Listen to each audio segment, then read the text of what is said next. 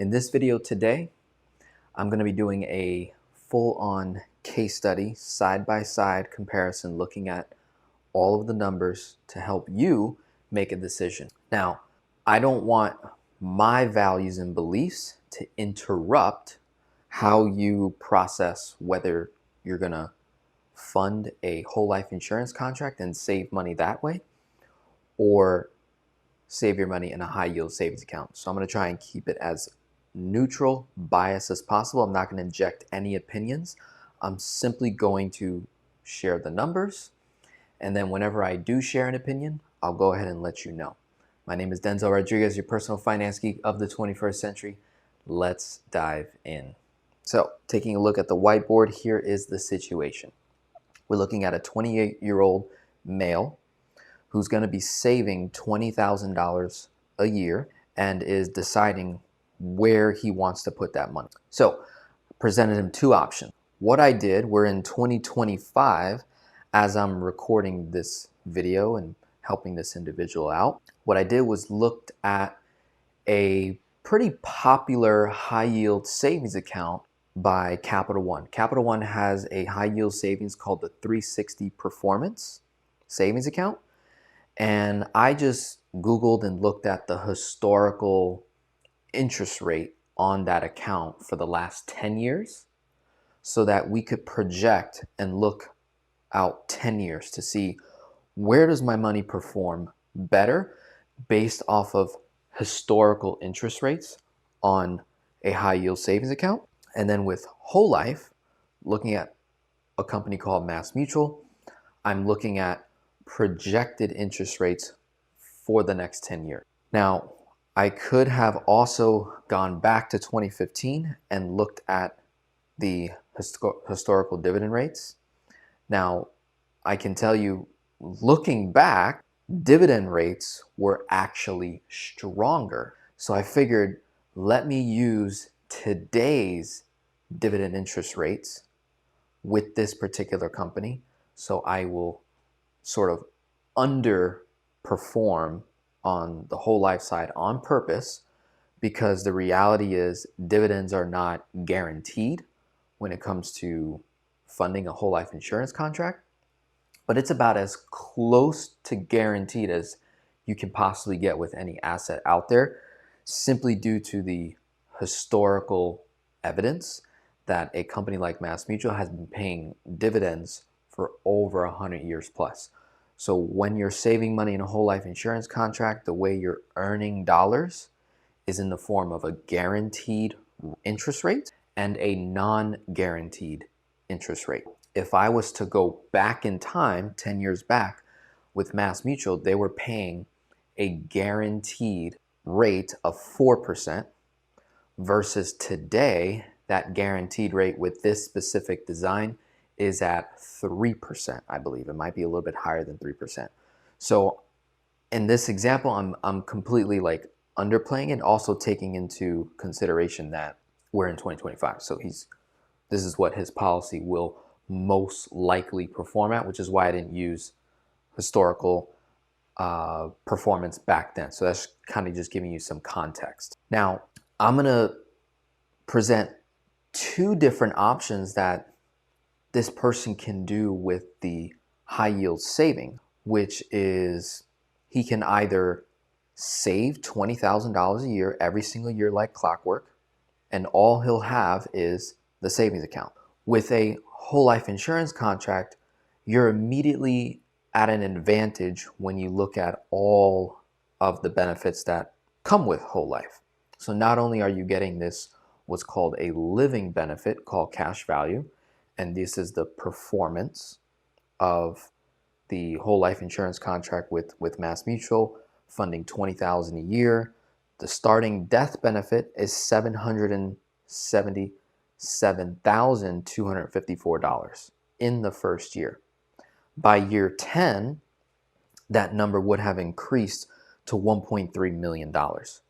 So there's immediately an advantage that whole life has over the high yield savings for the same dollars. I put 20 grand in, I have 20 grand and whatever interest I earn that year. minus taxes. Whole life, I put in 20 grand. I have less than 20 grand, but I also have a death benefit. And I also have living benefits. So to try to make it a little bit more apples to apples comparison, what I'm also sharing with the client that they could do is like, here's what your high yield savings could potentially look like, looking at historical performance. And instead of putting in 20,000, instead of saving 20,000 just in the savings account, we can take as little as $75 a month, right? So I kind of did a $1 million convertible term life insurance contract where we can get a little more death benefit, but also accounts for the increasing in that same time frame. So about $1 million death benefit life insurance contract called convertible term, not whole life, cost him about, say, $75 a month. So that's $900 per year. So instead of contributing 20,000 into the savings account, it would be 19,100 and then $900 going into term. So to make this easier, what I'm going to do is actually break this up into a series of videos showing what it would potentially perform at having a convertible term plus a high yield savings using the same dollars, same dollar amount versus putting in 20,000 a year into a whole life insurance contract and comparing the performance there. In this video, we're just going to look at 20,000 saving in a whole life, 20,000 in a high yield savings in specifically Capital One 360 performance. So according to my research on Google, I was able to find the historical rates that Capital One was paying out. Now here's the thing, these numbers aren't going to be perfect because it depends on when the rate was actually paid out and for how long did those numbers stay in a year. So for example, in 2015, did the numbers stay at 1.9% or did it grow to 1.9%? Or was it maybe higher than 1.9% and it went down to 1.9% and maybe lower and then finished off at 1.9? So those rates can change monthly. Inside of a whole life insurance contract, whatever your declared dividend rate is in that year, that rate stays the same for one whole year and will only change one time per year. So there's a little more consistency in what you're going to earn, okay? Now, we're just going to assume, starting off from 2015, that we earned 1.9%, and I earned that for 365 days straight, which is highly unlikely, but we're just saying this is what it'll probably perform at. So 2015, 1.9%, you deposit 20 grand in, over an entire year, you'll earn $380. Now, the other thing that I did was factor in the tax rate. Let me know in the comments your opinion on 22%.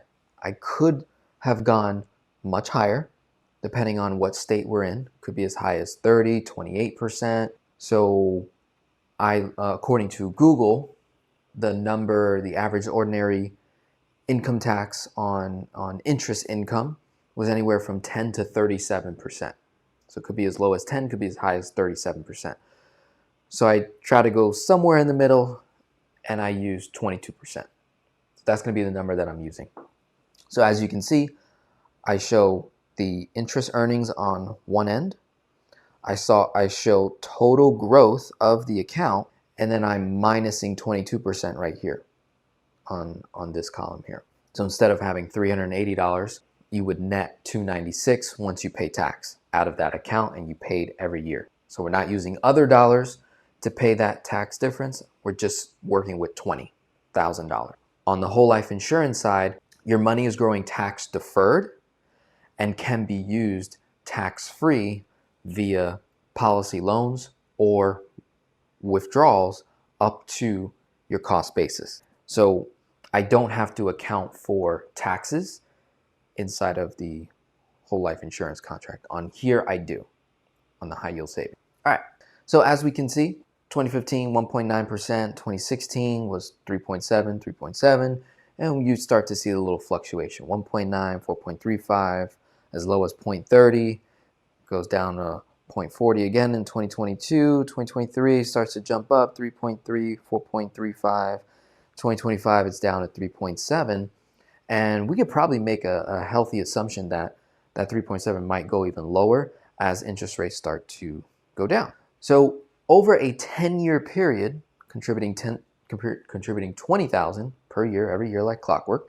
your money would have grown to $262,634.42. When you minus taxes year over year, that amount is more like $252,585.81. Versus on the whole life side, 10 years of performance, we're looking at about $231,587. So we can see here that just looking at the cash value performance, the living benefit, it underperforms a high yield savings from Capital One looking at the last 10 years of historical interest rates that were paid out, assuming that I got those rates for the whole year. So if we did 252, 585, 81, and minus 231,587, there is a almost $21,000 difference in cash, liquid, available. And that's after minusing taxes. So you could say that's a pretty significant difference over just a 10-year period. We can say, all right, from a cash performance standpoint, if you're confident in Capital One and their ability to pay you a steady interest rate in the neighborhood of 3 and 4s and high 2s, high 1s, then you can make the assumption over the next 10 years, me saving $20,000 in a high yield will outperform the living benefit cash value performance inside of a whole life. What do we lose by contributing $20,000 to a high yield saving that I gain with a whole life? With a whole life, I get a $777,000 tax-free death benefit in the event anything happens to me, my family. In this case, this young person is in a serious relationship. So we can say potential wife in the future, that this person's wife would be taken care of, and his mom and dad, brothers, sisters, leaving behind a large death benefit. And then we can see that over 10 years, that death benefit didn't stay the same. It increased all the way to $1.3 million, right? So it increased along with this living benefit.